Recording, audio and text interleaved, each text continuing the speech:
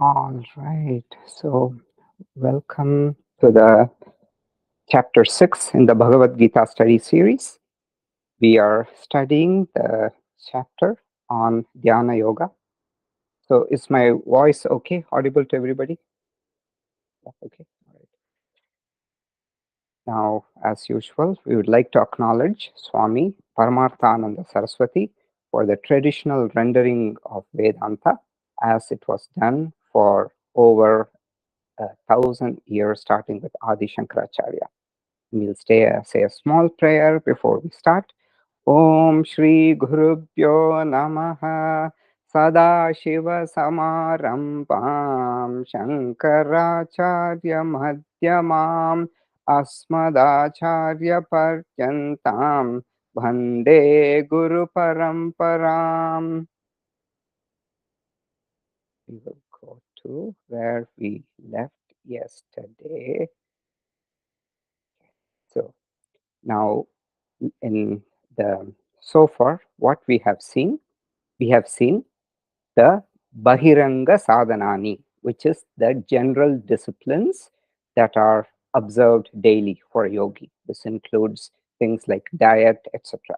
Then we saw Vishesha Sadhanani, that is, those practices, specific disciplines observed before and during meditation.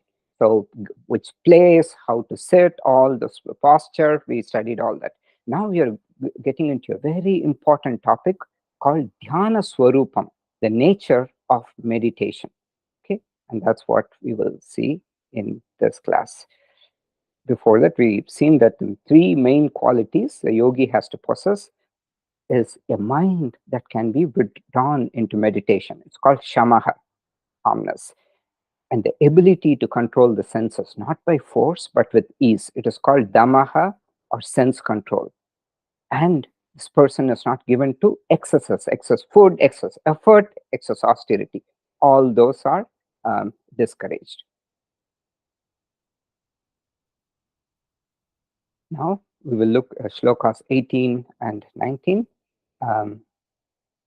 Oh, yeah, thank you. I did not start recording. So today, oh,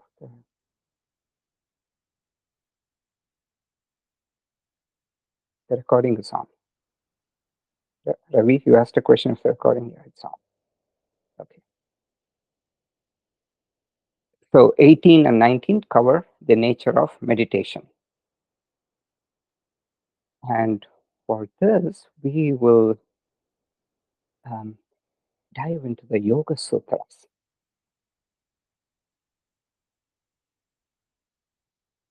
So in the Yoga Sutras, it very clearly describes, here also in the Bhagavan also will describe, but we'll first take a look at the Yoga Sutras. From the annals of the Yoga Sutras, what happens during meditation? So Patanjali very beautifully describes this. There are what's called samskaras. So whenever we do an action or we say something, then it leaves imprints on our subtle body, right? So these imprints are called samskaras. Another term that is used for this is vasana. A slight difference. Samskara is the imprint. Now, the way this imprint manifests is vasana. Vasana literally means smell. This energy, some people, because their mind is so calm, due to all the imprints, they emanate the energy of calmness. That is vasana. Now, the samskaras, Patanjali talks about two types of samskaras. One is ingoing towards meditation, the other is outgoing, which is dealing with the sense objects. So the sutras, Vyuttana Nirodha Samskarayor Abhibhava Pradhurbhavau Nirodakshana Chittanpayo Nirodha Parinamaha.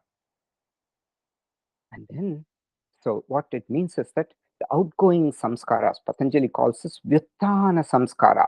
They have a tendency to let the mind dwell on worldly objects in a continuous stream. While the restraining samskaras, it's the Nirodha Samskara. So you see, it's a tug of war between the two. The Nirodha Samskaras, the restraining samskaras, they tend to rein the mind and turn it inward and reduce the vrittis, the mental fluctuations. So meditation, what it does is every time you meditate, so in modern mindfulness, they would say it is strengthening the muscle of mindfulness. So here it is the ability to restrain. So that strengthens the restraining samskaras. Therefore, the more we meditate, the more the nirodha samskaras or the restraining imprints on the mind takes place. This makes it stronger and stronger. So this reins the mind and prevents it from aimlessly wandering during everyday activities also. So this is the dhyana sura. This is what happens in meditation. And finally, because of that, what happens? Tasya prashantavahita samskarat. Because of this, one gets continuous flow of peace in one's life due to this restraining imprints, samskaras. Okay, so that is an introduction to Dhyana Swarupam. Now we will see. So at this point, so this is a topic on yoga, dhyana. This entire chapter is about yoga. And yoga means meditation, and about the lifestyle and destiny of a yogi. Okay. At this point, I want to clarify the difference between Vedanta and yoga. So all this Bhagavad Gita is what? It is an essence, or it is what can I say? A condensation of the Upanishads. Upanishads is the same as Vedanta. Vedanta means that which comes at the end of the Vedas. Okay, and Upanishads are also it's the same as Vedanta. Now, in Yoga Sutras, yoga is a sister philosophy to the to the Sankhya. The only difference between what yoga, Sankhya is a philosophy which says they divides everything as Purusha and Prakriti. There is the consciousness, that's the Purusha, then there's the Prakriti. But Sankhya says that Sankhya doesn't talk about God. There's no God needed to explain everything.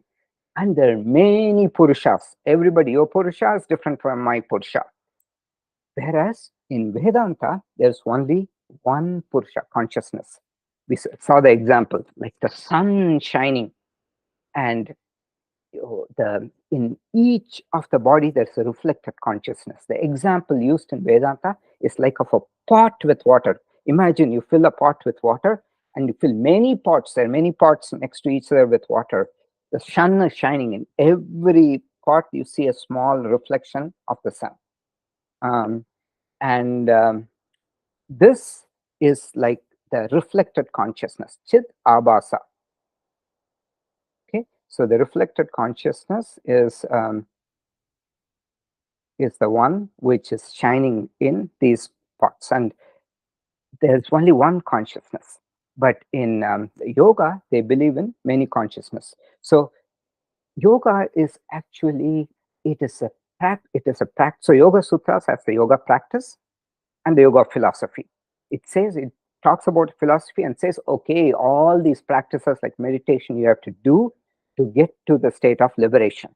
That is the freedom of the Purusha from the Prakriti, and the freedom from the cycle of samsara. The yoga practice, all the meditation, fully accepted by Vedanta. But the yoga philosophy, which is borrowed from Sankhya, with the addition of Ishvara. So only difference between Sankhya and yoga is yoga introduces Ishvara. In Sankhya, there's no Ishvara. So yoga philosophy is rejected by Vedanta. That is the notion of many Purushas in Sankhya and yoga. It's rejected by Vedanta, Vyasa and the Brahma Sutras, as well as by Shankaracharya. Patanjali's Ashtanga yoga practice, as well as other yogic practices to still the mind, are accepted. Okay. Now, with that, we'll go into the nature of meditation. Yada viniyatam chittam atman evavatishtate nispruha sarva kamebhyah yukta ityuchyate tada. Then the fully controlled mind. Okay, Viniyatam chittam means the fully controlled mind. Chittam is the mind, the mind screen. Remember? Yada, when the fully controlled mind, Atman evavatishtate. What it means is that it abides in the Atma alone. Okay? Here, um, Atma is the consciousness. Okay, and Atmani eva vatishtate. So it resides in the Atmani eva tishtate. So tishtati means resides or abides. So the fully controlled mind resides in the Atma alone. Then nispruhaha means free from longing of the senses. For what? Sarva kamebhyaha, objects of desires. When the fully controlled mind rests in the Atma alone without longing for all the objects of desires, yukta iti uchate tada. Then it is said to be rooted in yoga. Yukta means yoked, rooted. Yukta iti uchate. Thus it is called. Iti, thus. Uchate, it is called. The mind is called, is said to be rooted in yoga. Okay, tada is then it is rooted in yoga. When the fully controlled mind rests in the Atma alone, it is said to be rooted in yoga. Now, Bhagavan is now giving us a hint.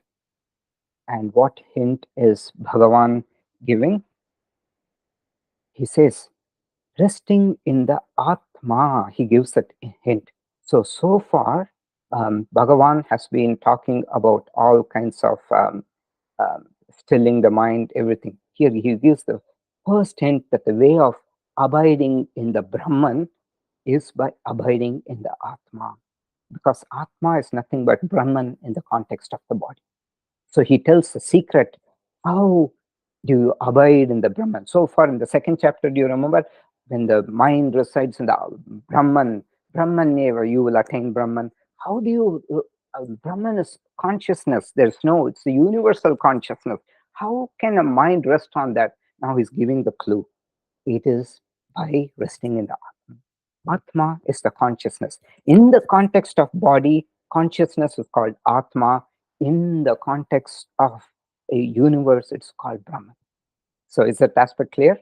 So this is a very important. So here there's a lot of technical stuff. So pay attention here. Next we'll go to the what is meant by the mind resting in the Atma. So Atma is by definition aprameyaha. Right? How do you rest the mind in the Atma is the question. Because by definition, it is incomprehensible and formless. How can you rest your mind on something that is formless? So do you understand the logic? So if something is nebulous, how can you visualize it? Not as some God, that's also a way, but here Bhagavan gives the idea of Vedantic meditation. How can a mind rest on a formless object which by definition cannot be comprehended? Krishna is now talking about another form of meditation called Nididhyasanam. It is thoughts on the nature of the Atma. Okay, so this is Vedantic meditation, introduction to Vedantic meditation. So please, this part is very important. So pay attention here. There are two types of meditation in Vedanta. One is called Upasana, other is called Nididhyasana. Upasana is what is described in the Yoga Sutras, where you use an anchor. Remember the breath as an anchor, some sensation. Vishayavati va pravritti utpanna manasah sthiti nibhandini vishoka va jyotishmati prachartana vitharanabhyam pa pranasya prana, or the subtle sensations in the body, or the light in the body. your mind rests on that. You need anchor to focus the mind on, otherwise thoughts will come. That is called upasana, meditation on objects to settle the mind. Okay, so this done prior to the serious study of scriptures. Your mind should be settled before serious study of scriptures. Yogic meditation, including samadhi, all that comes under upasana. Then comes the steps of jnana yoga. Okay, the jnana yoga steps include Shravanam, we've talked about this, Mananam and Nididhyasanam. Shravanam is study and listening to scriptures. Mananam is understanding what one has studied. Nididhyasanam is assimilation or internalization through meditation. Okay, so this is an important part. Now, in upasana, so yoga, in Patanjali's definition of yoga is chitta vritti nirodha, when all this, it's a cessation of all the thoughts. Your mind is on the object of focus, and then slowly the object and the subject merge. So it becomes samadhi. And with nididhyasana, after the mind has settled, then what happens is, um, in we're going to see that very soon. In nididhyasana, it is assimilation or internalization of meditation. So what here happens here is, the process of knowing that you are the atma is by certain thoughts. So here it's controlled thoughts. Thoughts don't carry you. You are controlling the thoughts. And this process is called drik drishya vivekam. Atma, by definition, remember, it is incomprehensible. It's formless.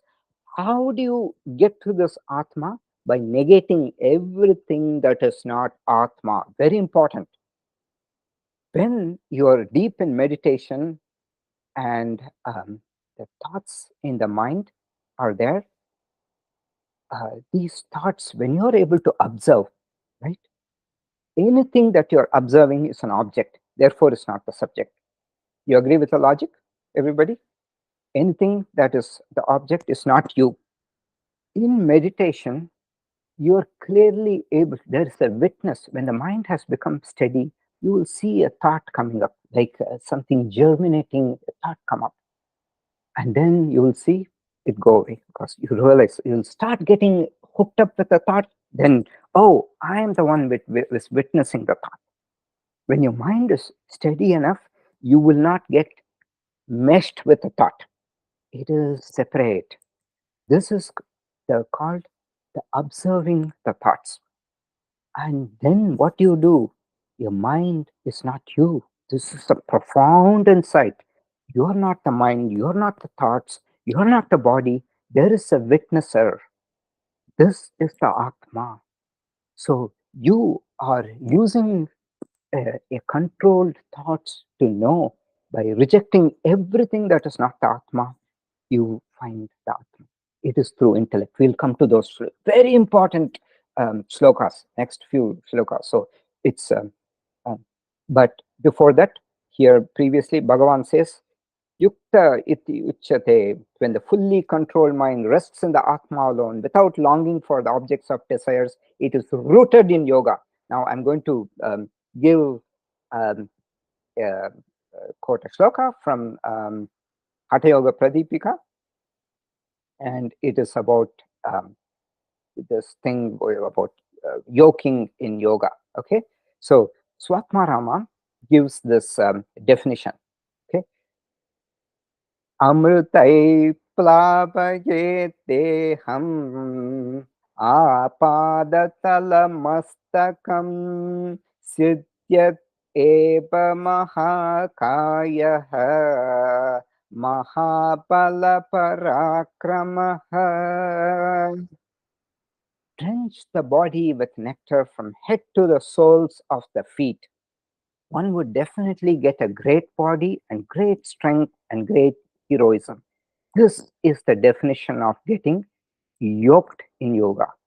Okay, so this getting yoked in yoga is not through some sheer force pushing, it is by sinking into these pleasures. And Bhagavan, very soon he will talk about Sukham Atyantikam Yattat Buddhigrahyam Atindriyam. The greatest pleasure, it is not realized by the senses, but it's realized by the intellect. Remember? So this idea of this Atma, when you know that you are the consciousness, it is only by the intellect. Because Atma, by definition, is aprameyaha. No sense can find it. You can't smell it, you can't see it, not even the mind. It is by negating everything you realize the supreme thing. Even if my body is suffering, I, the consciousness, witness, is not suffering. This is a profound, liberating thing. If nothing goes well in this lifetime, you will know there's another lifetime. And you, the greatest thing is, you are unaffected because you are the witness consciousness to all that is happening. It is just unfortunate because of the karma from the past lifetime. This is the liberating principle in Vedanta, that you are the witness. You are not the body, not the mind. Your mind is becoming old. You're not remembering. But if you remember that you are the witness, that is a liberating thing. It is just a little time in this lifetime we have to do, and then we will be through that. Okay. So Bhagavan is going to introduce some very important shlokas. Now, next he's going to give a beautiful analogy, which is often quoted. The yogi's mind like a lamp that does not flicker. Yata deepo nivatastaha ningate sopama smrita yogino yata chittasya yunjato yogam atmanaha. So one can think of the simile of as a lamp in a windless place does not flicker. So this is the simile. As a lamp in a windless place does not flicker, one can think of the simile to denote the mind of a yogi who practices meditation on the Atma. It's talking about Vedantic meditation. So Vedanta and yoga are full of these similes. So let's go through the meaning. Yata nivatastaha deepaha na ingate. So I'm talking about the simile first. Yata. So you have to, it's because it's poetry, it's all jumbled up.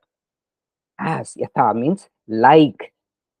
Nivatastaha. Vata is wind. Nivatastaha means a place without wind.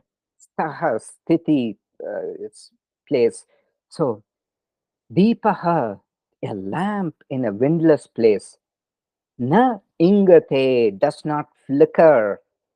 Like that. Sa upama, that simile,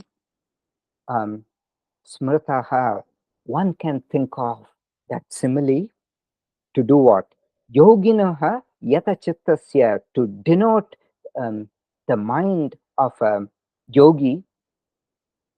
Yunjato yogam atmanaha, whose yunjati means strives, who practices yogam atmanaha. Yogam is meditation on the Atma. Okay, so is that clear? So now, one of the things you will notice, a settled mind is often compared to a still lake. This is an analogy they all use, right? In olden days, apparently, there were more settled minds. Now, all our minds are completely thinking about everything, right? In olden days, with all the social media and everything, olden days, more people practice meditation, apparently. So this is often quoted. Valmiki compares the river Tamasa to a settled mind. So it's Akardamam, and that's another name for this river. It's usually flowing, this all the currents, but one day it was very still. Just before composing the Ramayana, he was walking with a student, Bharadvaja.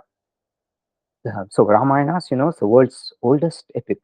And it's got two itihasas in the Indian philosophy. Itihasa, we've seen that, right? Means that which happened as thus it happened. So it is something denoting some incident with a lot of added stories to convey something higher. So um, Valmiki says, Akardamam idam tirtam bharat pajanishamayah ramaniyam prasannam bhu sanmanushya manoyatha. So what does it mean?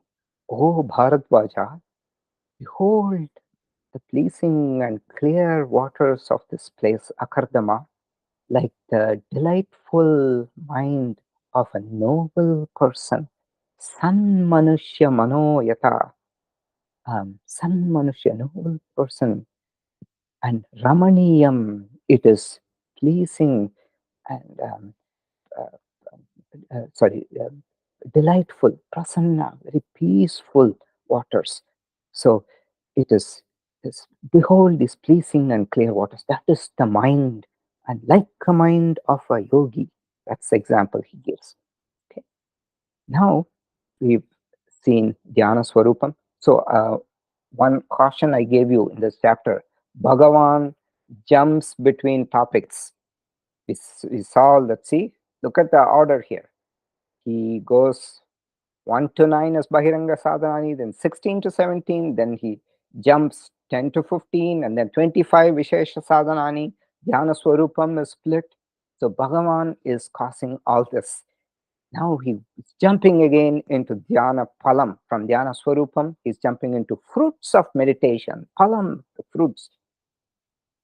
So how to, or one can say, how to gauge one's progress in yoga, right? Now he's going to talk about samadhi, the different states of meditation, higher state samadhi. Often this term nirvikalpaka samadhi is used, nirvikalpa samadhi. It is a profound state of meditation, absorption in, mentioned in the yoga philosophy. This is what Bhagavan is going to talk about. It is characterized by complete absorption of the individual consciousness in the Brahman or the cosmic consciousness. The term nirvikalpa itself means without variations and or without thought formation. In this state, there is no distinction between the meditator and the object of meditation. Completely engrossed state. So now in Shlokas 20 to 23, Bhagavan is going to give 7 definitions of samadhi. So all very beautiful definitions.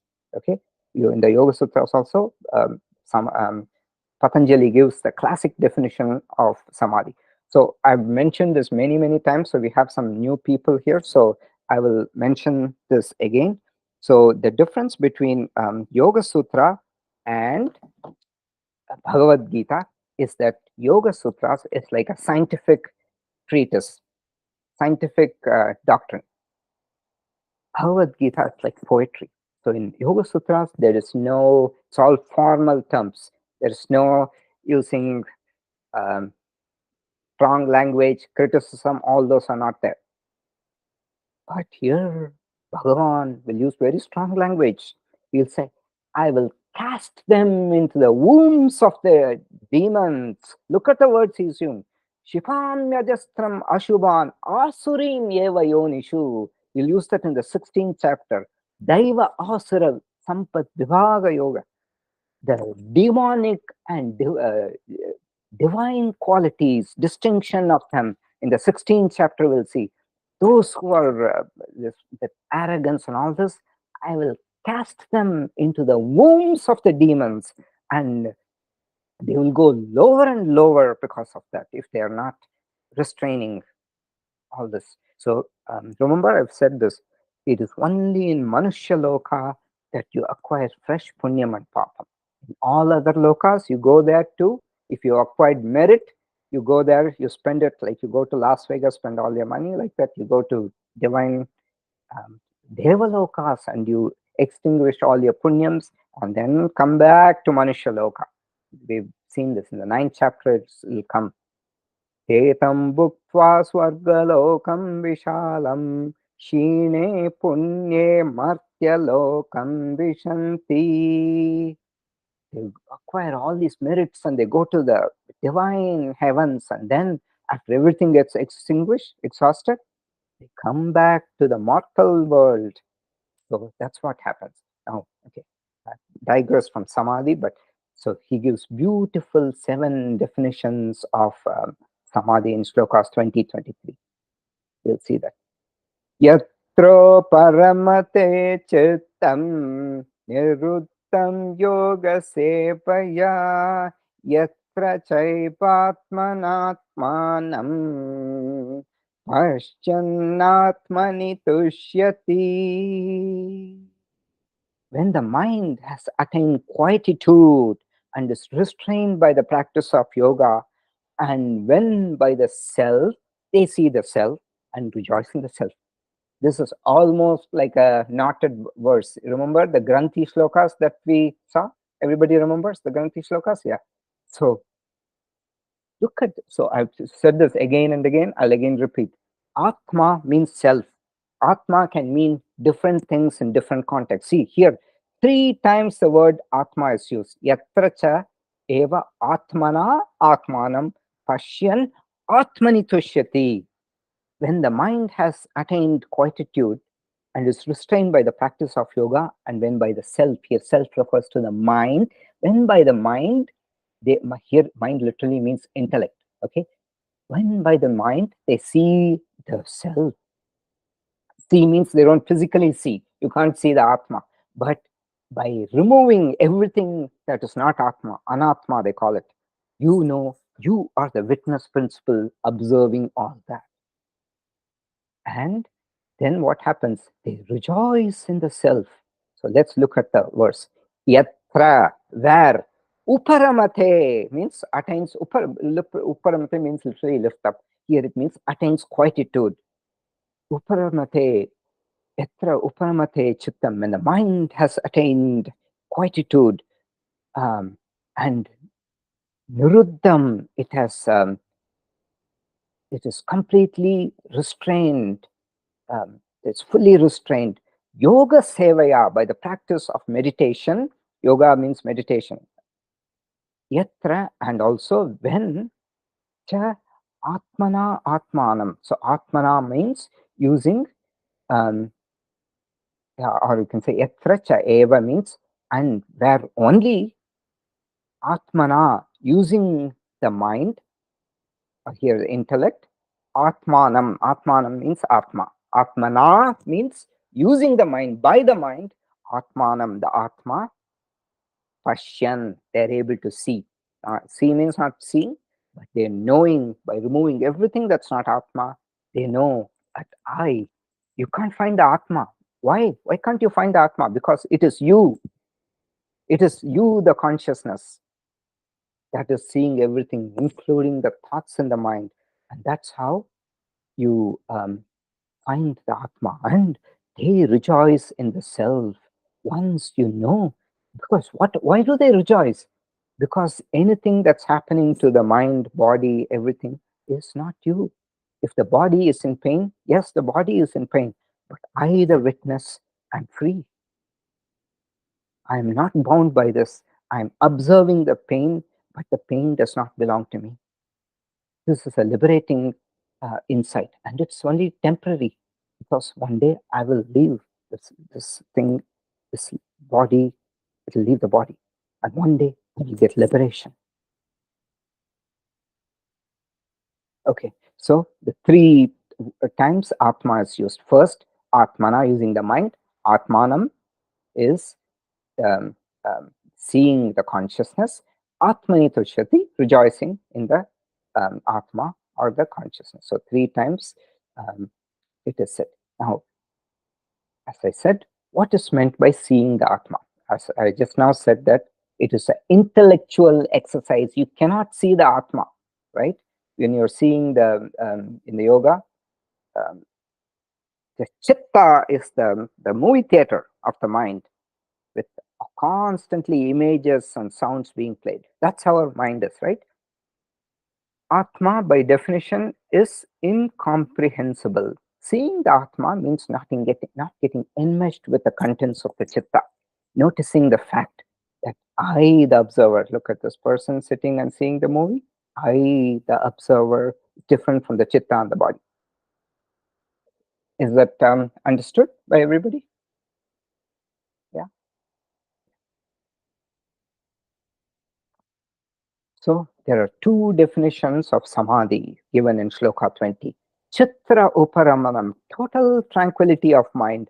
Atma darshanam, here Atma darshanam is witness of the thoughts in the mind. Atma is here the mind. Atma darshanam, witness of the thoughts in the mind. Then we'll move to the next one. Sukham atyantikam yat tat buddhigrahyam atindriyam veti yatra na chaipayam titaschalati tatvatah.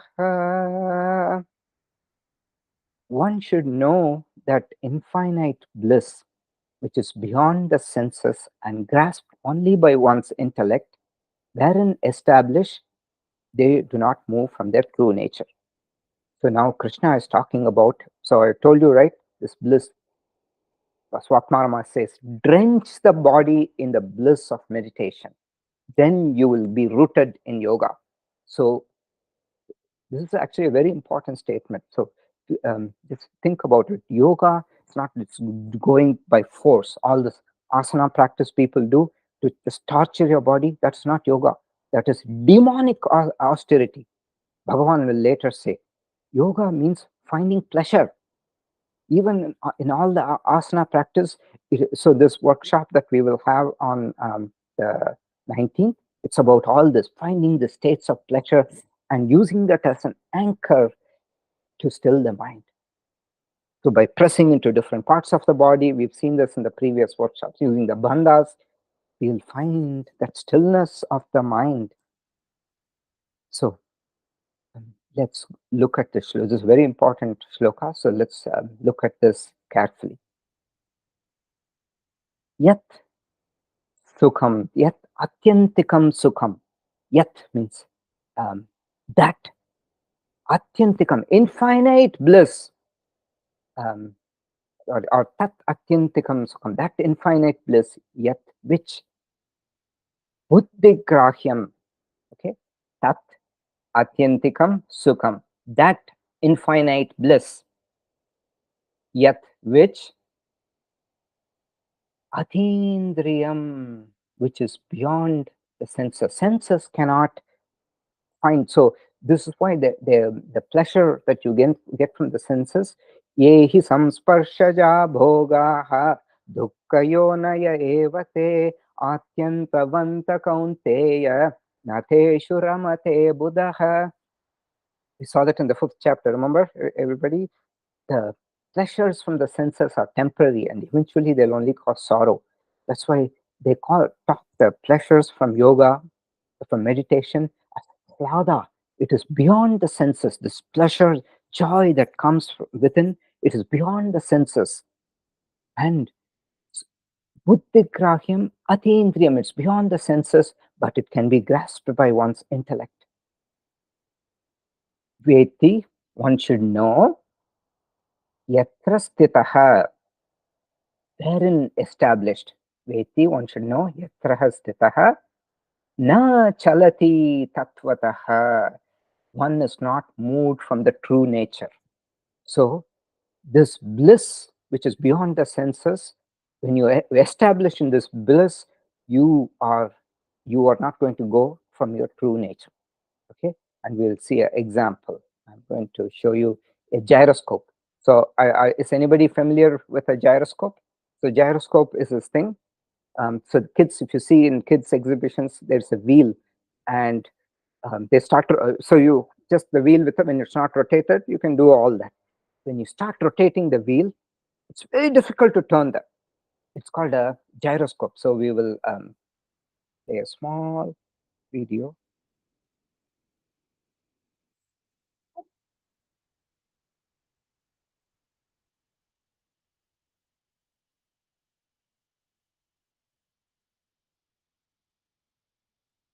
So here it falls down. See, now it's straight because of the conservation of angular momentum. A wheel that would normally fall is now straight, and that is because of this angular momentum. Like that, when you are in this blissful state, things don't trouble you much. So that's why they recommend meditation and even asana practice. When you are well situated in this blissful state, there are things in life bother you less. That is the most important practical benefit.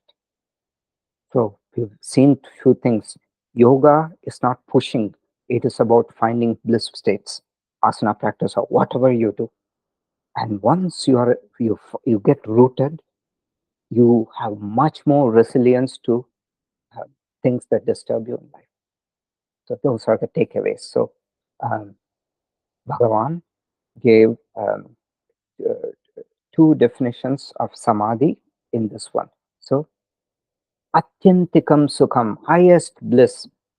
Tattvanishta, abiding very strongly in one center of gravity or true nature.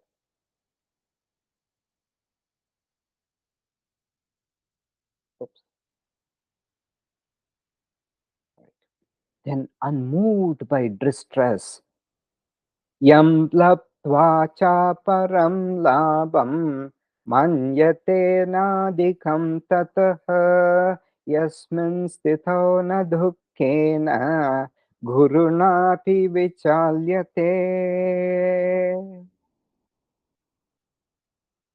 Yam lapto, having obtained which they think there is no other gain greater than this, and wherein established, look at this Buddhist monk meditating, wherein established, they are not moved from sorrow or suffering. Guruna api vichalyate. The guru means heavy. However heavy it might be, they are not moved. Yam labdva. So let's look at the meaning. Having attained which, manyate, they think, na aparam labam adhikam tataha. Param means um, uh, there's no greater gain. Uh, um, no gain. Param, there's no supreme gain greater than this. Adhikam, can't, nothing that's greater than this. Tataha, than this. And yasmin stitaha. So look at the word. Yasmin stitaha means wherein established. Dukkena, by sorrow. Guruna api, even if it is very heavy sorrow, na vichalyate, they are not moved. Okay, is it understood by everybody? Yeah, Patya, understood?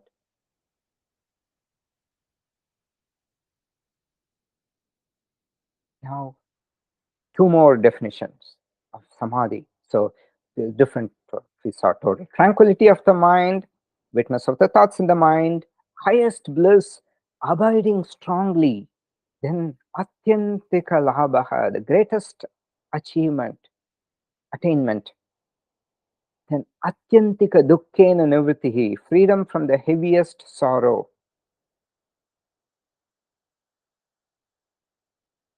Then we will go to the next shloka. Tam vidya dukkha sanyogam viyogam yoga sanyitam sanishchayena yoktavyaha yogo nirpinna chetasa.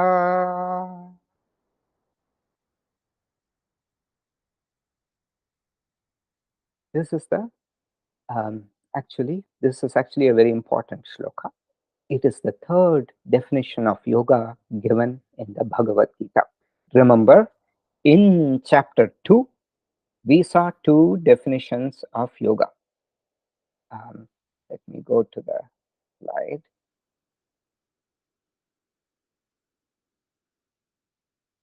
So, if you remember, in chapter 2, we saw two definitions of yoga. Now, here we will see the third definition of yoga.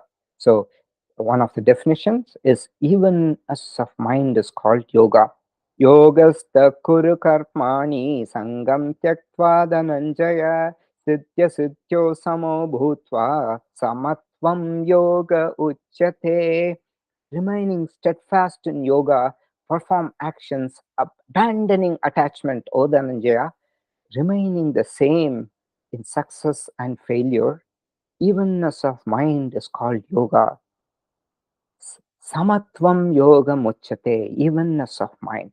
Then another definition is buddhi yukto jahatiha ubhe sukruta dushkrute tasmad yogaya yujyasva yoga karma sukhaushalam. The one who's endowed with samatva buddhi, evenness of mind, casts off both punya and papa, good and the bad karma. Therefore, commit yourself to yoga, because yoga is discretion in action. Skill here means discretion, your ability to uh, separate out bad actions from good. Sometimes we just swept by the force of circumstance. By making the mind laser sharp, you are able to discern everything. That is one definition. The third is severance of the union with pain is called yoga. Okay, so three definitions of yoga in the Bhagavad Gita. One should know that state of severance of union with pain is called yoga. This yoga should be practiced with determination and an undepressed mind. Tam vidyad, that state one should know. Vidyad means one should know. Dukkha Sanyoga Biyogam. So look at it. Dukkha is sorrow, Sanyoga is union. So our tendency is to identify with sorrow. Biyogam, removing the severance of the union with sorrow or pain, is called yoga. Not physical pain, mental anguish, the sorrow. Sa Nishchayena Yoktavyaha, that yoga should be practiced with determination, Nishchayam, this conviction. Yoktavyaha, you should be yoked, you have to practice. And yogaha anirvinna chetasaha, with what? With an undepressed mind. So Anirvinna, we've seen that before. Anirvinna sada marshi lokadisthanam adbhutaha. One of the names of Bhagavan Vishnu is Anirvinna sada marshi. Anirvinna means he is who's never depressed. Sada marshi, ever merciful. Lokadisthanam adbhutaha. In the Vishnu Sahasranamam, one of the Shlokas, is the support for the world. So anirvinna, the undepressed mind, one should practice yoga. This is the seventh definition of samadhi, dissociation from association with sorrow. That is what samadhi gives you. Samadhi gives, it's just all the pains will go away because you're finding that supreme bliss. Okay. Now, remember, 20 to, after 20 to 23, after 23 comes 24. Bhagavan again jumps back into the nature of meditation. So here Bhagavan is playing some tricks. He's just trying to see, okay, we are coming to the end of the first Shatkam, sixth chapter is the end of the first Shatkam. Are all the students attentive? So let me do some jumbling around. So Bhagavan is doing this. Dhyana Swarupa again. Sankalpa prabhavan kaman त्यक्त्वा सर्पाण्यशेषतः मनसैवेन्द्रियग्रामं विनियम्य समन्ततः. Okay. Having totally abandoned all the desires born out of sankalpa, which is the, you can say it's imagination. Sankalpa is the first budding desire, right? which then fuels, and it becomes a huge forest fire. So, having totally abandoned all desires born out of sankalpa and controlling the senses from all sides with the mind alone, this continues into the next shloka. So, tyaktva sarvan asheshataha, having totally abandoned. Tyaktva sarvan asheshataha means totally. Sarvan, all. Tyaktva, having abandoned. Sankalpa prabhavan kaman, abandoned what? Sankalpa prabhavan kaman, desires. Prabhava means born. Prabhavati means exist. Prabhavati, it's just born. Kaman, all the lusting desires, craving. Sankalpa prabhavan kaman, from this sankalpa, this imagination. Manasa eva, by the mind alone. Buddhi, manasa, indriya gramam, all the whole group of senses. Viniyamya, completely restraining. Samantataha, from all sides, by the mind, by using the intellect. He's again talking about the intellect. How to your laser focus, so you know that if you go there, it'll just carry you in that direction. Very soon you will be buying a house. If you keep thinking about that, then you have to be spending money, blah blah blah. So that laser sharp focus, you know, if you go down that path, it'll take you somewhere and bringing it back. That is what yoga gives you. It is called Viveka Khyati. Patanjali talks about Viveka Khyati. Viveka Khyati Hano Upayaha. It is a remedy. Viveka Khyati is a remedy to all the kleshas, the imperfections of the mind. Viveka Khyati Aviplava Hano Upayaha. It's a upaya. It's a remedy. So now remember, in the Vishesha Sadhanani, there's the time, place, all that, and then Indriya Nigraha, sensory restraint, mind mastery, Buddhi Nishchayaha, conviction regarding the necessity and the utility of meditation. This is what he is now talking about. Shanai Shanairuparamit Bhutya Triti Grihitaja Atma Samstam Manakritva Nakinchitapi Chintayet. Very beautiful shloka. Shanai Shanai means slowly, slowly, or gradually, gradually. Bhutya Triti Grihitaya, with the help of the intellect's firm grip, okay, let the yogi attain quietude. Uparamed, let the yogi at uparamed means let the yogi attain quietude. This aid means let something happen. Let the yogi uparamed, as I said, literally means lift up. Here it means attain quietude of the mind. Buddhya, buddhya means using the mind. Dhriti grihitaya, here it's actually the intellect. The buddhi is the intellect. With the help of the buddhi's dhriti grihitam, firm grip of the intellect. Atma samstam manakritva, placing the mind in the thoughts of the Atma, in the self. You can't place it on a feeling because it's beyond, Atma is beyond the senses. So remember, we talked about on the fact that you are not the thoughts. Atma samstam manakritva na kinchit api chintayet, not thinking about anything else. So the word shanai, shanai means slow. And if you all remember, the planet Shani is Shani planet. It's called Shani. It's the a shortened abbreviation. That is, if something is called, if someone is called Ramakrishna, he'll say, "Hey Ram, how are you?" Like that. So, or if in English they have a name like Michael, "Hey Mike," like that. They call it Shani, but the full name is Shanai Charan, which means that which has a slow path, Shani moves slowly. That's even Shani is associated. Shani is a very strict teacher. He teaches us lessons very strictly by causing us to suffer. So we learn from our mistakes, right?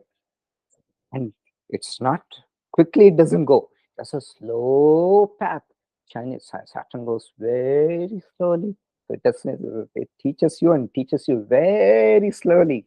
So Shanai's Charan, that whose path is very slow. So this Shanai. So this is important thing. You have to do slowly. It can't happen overnight. So you have to be patient also.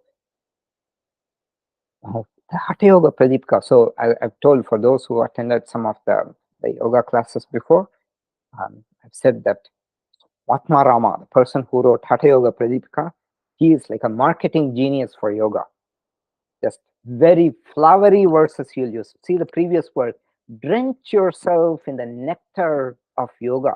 You will get a great body, apparently. Great. Everything is great about a yogi. So he just advertises like all this creams, fair and lovely, all that. You'll get a glowing skin like that. Swatmarama is gives an advertisement. So he's like a marketing expert. He's giving one more thing here. He's saying, Yatha simho gajo pyagraha bhavet pasya shanai shanai tathaiva sebito payuhu anyata khanti sadhakam. This is more about pranayama. He says, just as a lion, elephant, or tiger is tamed step by step, so the breath is controlled.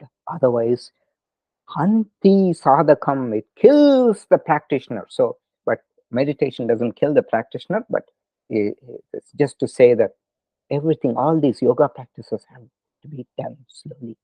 Because if you push, you'll get frustrated.